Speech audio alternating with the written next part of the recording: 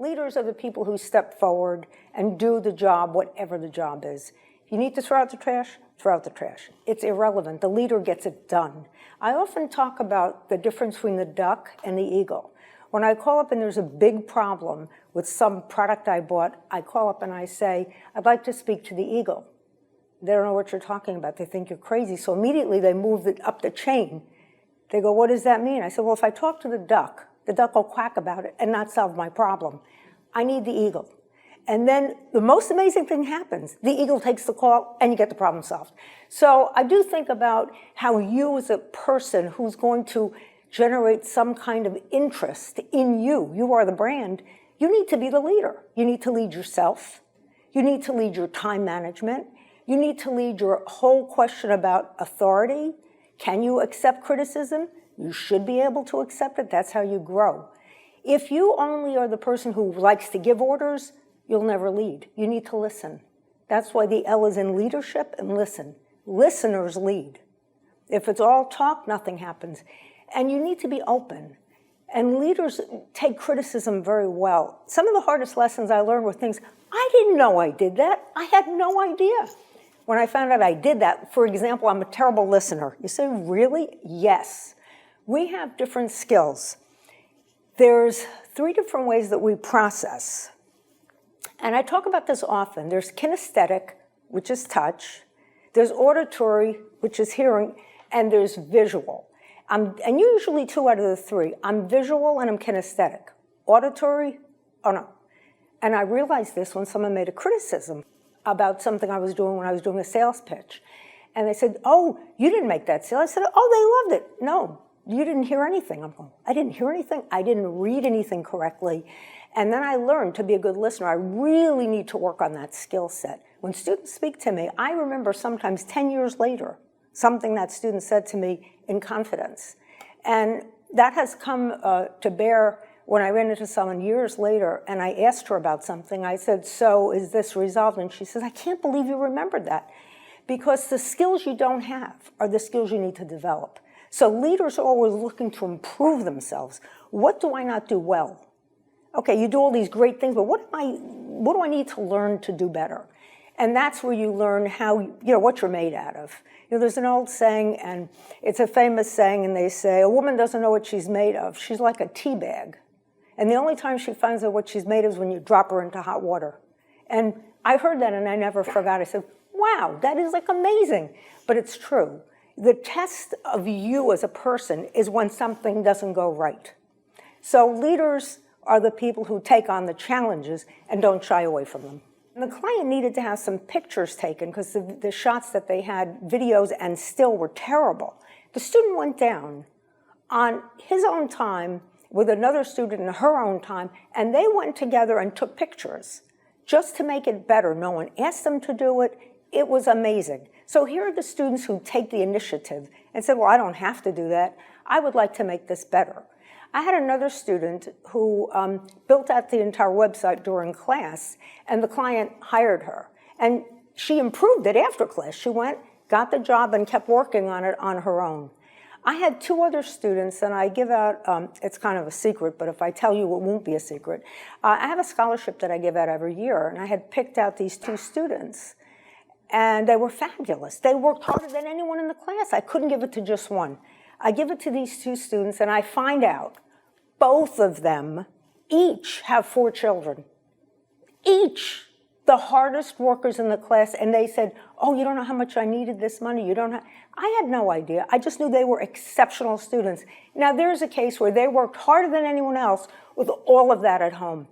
So, and I had another student who went down to the client and gave the client a tutorial, a social media tutorial one-on-one on her own time. And from that point forth, we started introducing tutorials during the class, and the students would teach the clients how to do certain things in social media. So they became the teachers, the educators. So I can think of many other examples, but the students are fabulous here. And they say, how do you get them to do all these things? Raise the bar and make them jump higher. Well, the question I ask is, if you're trying to write for the elderly, for example, what you really should do is try walking slowly, doing everything 50%, struggling to raise your arm, And then you learn what it's like to walk in someone else's shoes. And how do you become this other person? Well, you get to know people, you observe, what is their life like? What is it really like to be whatever that is? As a woman, I know I've had other people who didn't want to work with me. It was another woman who didn't want to work with me. She didn't like being on the all-girls team. That happens. I have experienced prejudice, and I know what that feels like. People make judgments about you. You have an accent, you're from the Northeast, and immediately, you're a Northerner if you live in the South, and we did live in the South, and a Yankee. And, I have heard these comments, and, really, the thing I can always tell you that's most important is consider the source, okay? Consider the source. So if you want to work on projects for a diverse audience, you need to have these people with you. These people meaning all the people to whom you're speaking. So if these people are elderly, you need to have some of the elderly people sitting at the table. If they're athletes, you need to talk to the athletes. Listen to what they're going through on a day-to-day. And it isn't just color, it's culture. We are different in nature. How you were raised, what is your family, what was your experience? Did you live in a house? Did you live in an apartment? Did you live in a town? What was your life? Did you live in a trailer? What was your life experience? This whole thing about, identity, you identify with where you started, but that doesn't mean you have to identify there forever. You can change you can't change where you started, but you can change what you become from the beginning. It's up to you. You're your own GPS. If you don't set a destination, you're going nowhere. You have to create that destination. And it's irrelevant what the beginning was. It's what you do at the beginning. And we're all given different talents. Find your passion. Find the thing you love to do and grow that, because that's where you'll excel. So in creating work for diverse audiences, their voice is crucial. How can you speak to someone if you don't understand their perspective? You always have to think like the consumer, meaning those consumers need to be seated at the table so you could speak to them. I often talk about this one commercial, and it's with Mr. and Mrs. Potato Head. I love this commercial. I interviewed the person who wrote it. And he wrote the commercial where they're driving down the highway, and they're in a little yellow convertible, two-seater, roadster, and he's driving, and there's a bunch of sheep that show up, and she's going, "You're driving too fast, you're messing up my hair," and she starts screaming. He slams on the brakes to miss the sheep, and her mouth flies off. And so she changes and puts on the angry eyes, because, she can't speak now, and she's glaring at him with the eyes, and he looks at her, and it's the funniest thing. And the whole question here is, who wrote this commercial? She said, "Now look what you've done," but she can't speak. Who wrote the commercial? It turned out his wife had great influence over the copy on that commercial, the text, the words, because she said, "Oh, you're messing up. I hear you're driving her." She's the backseat driver that we all can't stand.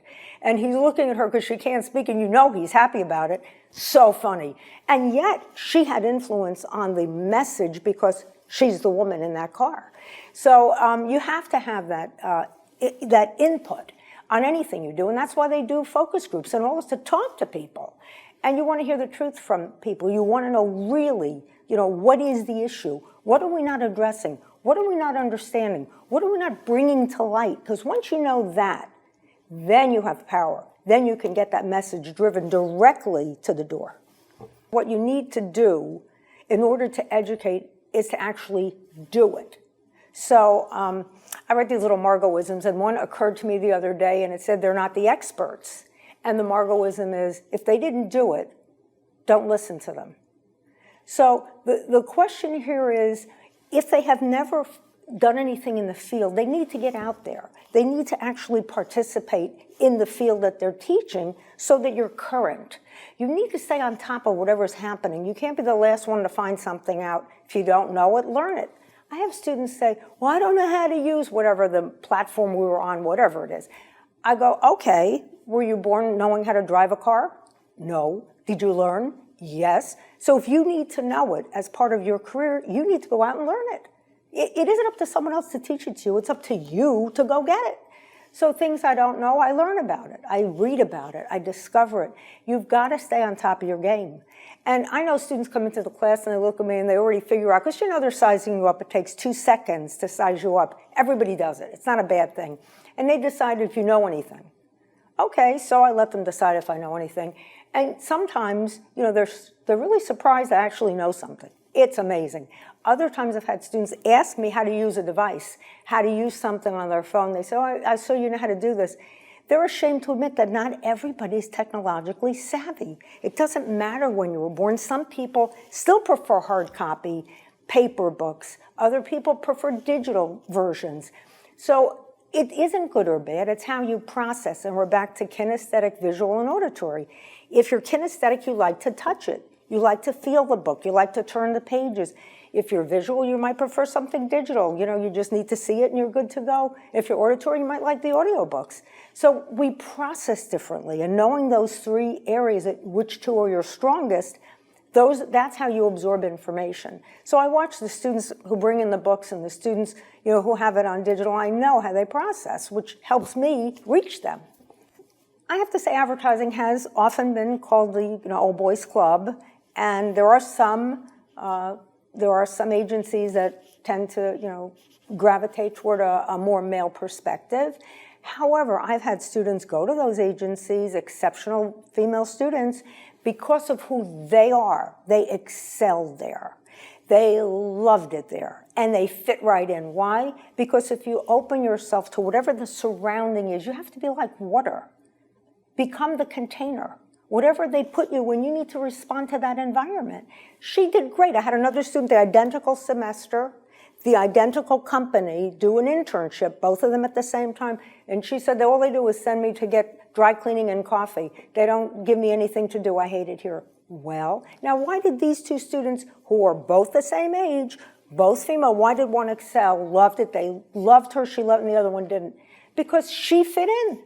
You have to extend yourself. You have to become whatever it is that's challenging you. Okay, how do I make this work for me in a better way?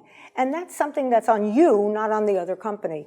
I read these resumes, that statement at the top, oh my gosh, that statement at the top, well, I want to get this job, so I don't even finish the rest of it. It's not about what I want to get the job. It should be, I'm eager to join this firm or whatever type of firm it is so that I can help that firm grow and have more clients. And it's not about you, it's what you bring to the table, not what you're going to get out of it.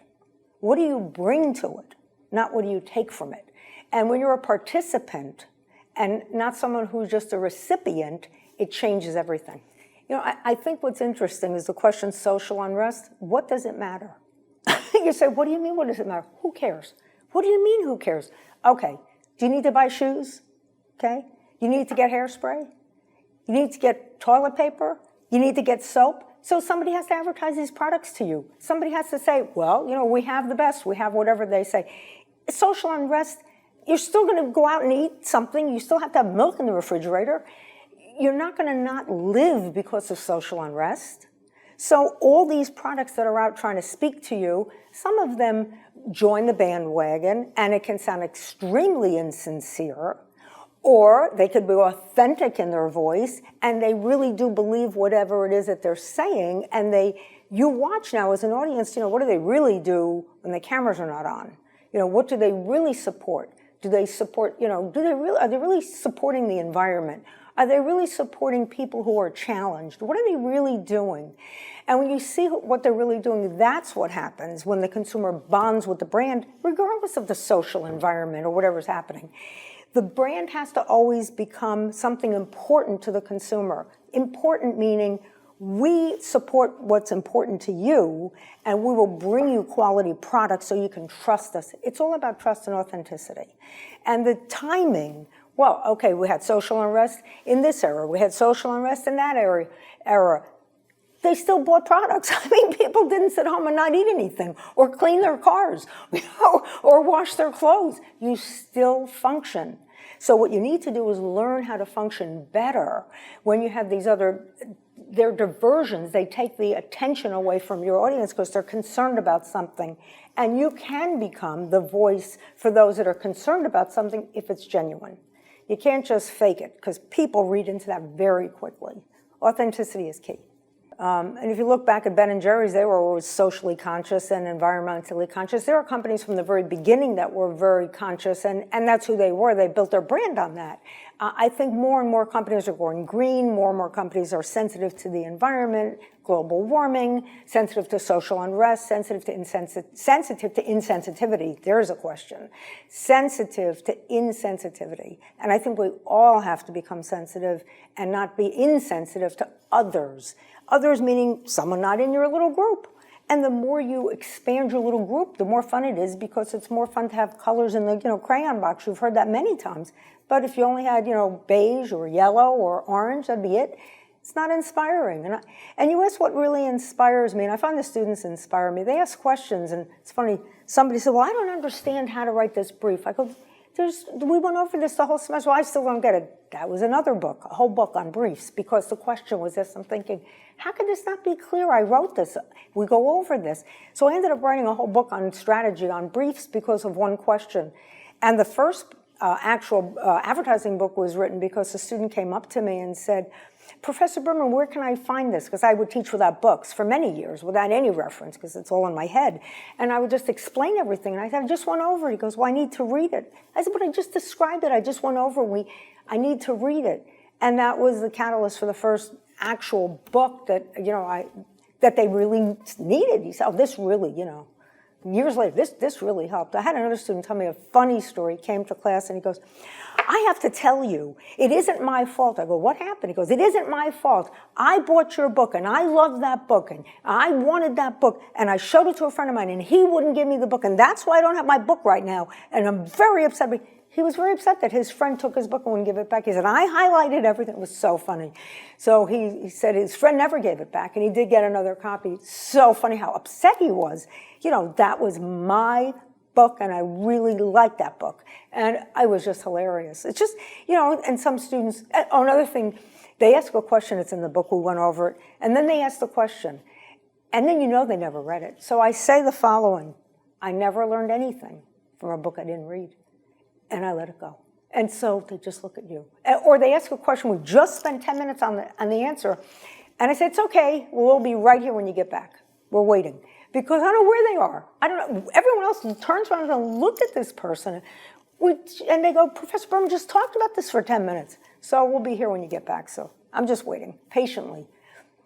There are a lot of things that first I challenge myself. So I wanted to create my own app. I had 2 others out, but I wanted to actually figure out how to design it so I had control over it.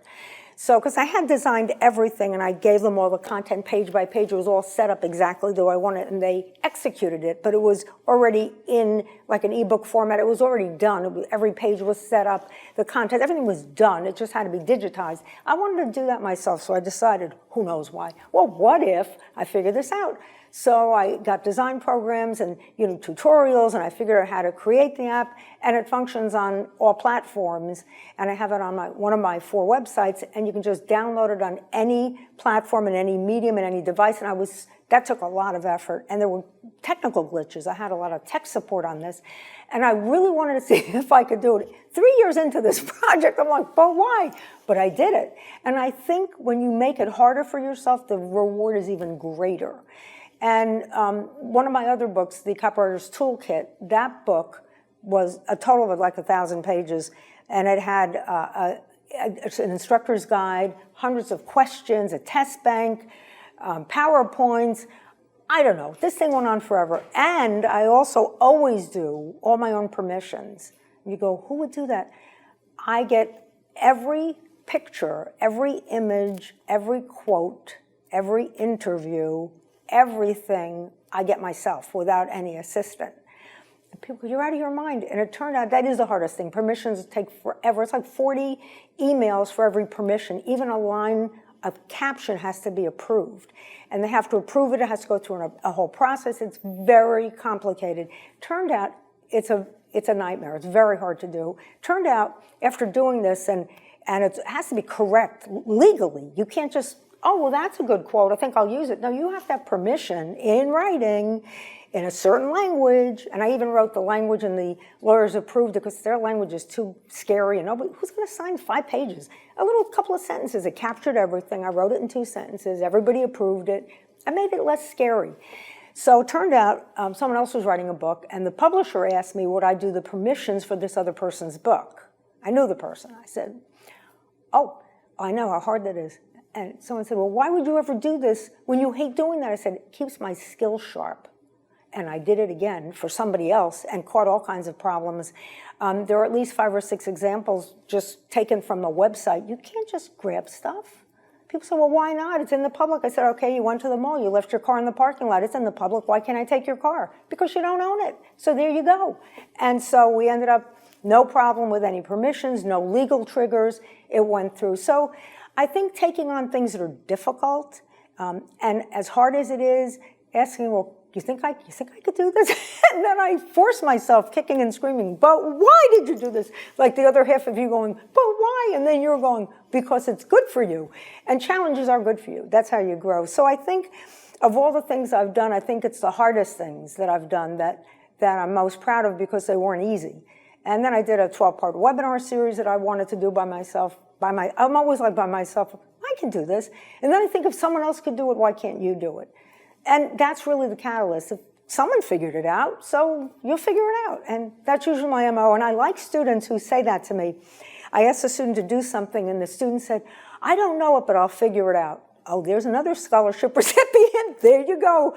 I'll figure it out. I love that sentence. And I have hired many students right after they finish class to help me with research and to look things up for me or check certain things for me. I hire students all the time. And they're excellent. And of course, those are the kids who are exceptional. If you're not exceptional, well, I don't need you around. I don't need you around me because good is the enemy of great, and I need great. The students are fabulous. They're just fabulous kids. They work to be in class. They're focused. These are students who, they didn't just get a paycheck from somebody or a check that someone wrote into the university and they take class. They work to put themselves through school. Many of them commute. Many of them, even if they're learning online, they're very serious students, many of them. And they're dedicated. It's their commitment to themselves.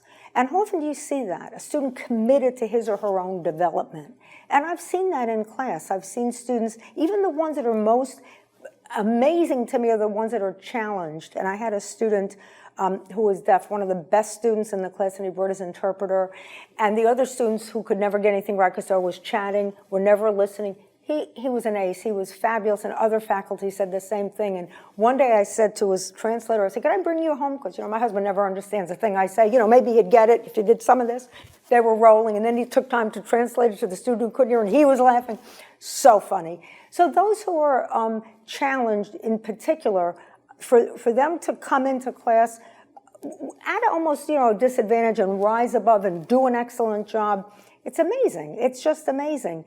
And the students that we have are focused, and they want to accomplish something. And when I make it harder, I am difficult with the portfolio classes. I'm very demanding, and I should be, because I don't look at students as students. The minute you cross my desk, go, well, I'm only a student. I go, oh, no, no, no, no. You walk through my door right there, you're not a student. You're a PIT. They go, what's a PIT? You're a professional in training. You're an inch away from being someone could hire. You're no longer a student in my class. You can't give me that. That doesn't work for me. Might work for you. And if you find that as a good excuse, you're only a student, well, then what are you going to say? I'm only an employee? When are you not going to be an only? I want to know when that only leaves, because that only needs to go away today. So I make it even harder. I do. Why not? Because if you can't do well here, you're not going to do well out there. And you need to be doing really well for you to excel. I mean, don't you want a paycheck with a lot of zeros? You do? Then get to work. People say to me, students, Professor Berman, do you have anything for extra credit? I go, yes, extra effort. That's extra credit. There you go. Work harder. And when students say, I worked so hard on this assignment, Professor Berman, I worked so hard on this assignment, I said, define hard. They're talking like a few days. Put in years on a project. Years. And then tell me you worked hard on something. You can't even calculate the number of hours it takes to do half of the stuff I do because you can't calculate it. And I say to them, okay, at the end of a movie, You know, Steven Spielberg said, well, I put in 800,000 hours. I really worked hard on this movie. You could care less. You want to see a great movie. You don't care. And your employer doesn't care, and I don't care either. It's the end result. That's what counts. How good was the end work? That's what you're graded on. In life, you're not graded on how hard it was. Well, it was easy, everybody would succeed.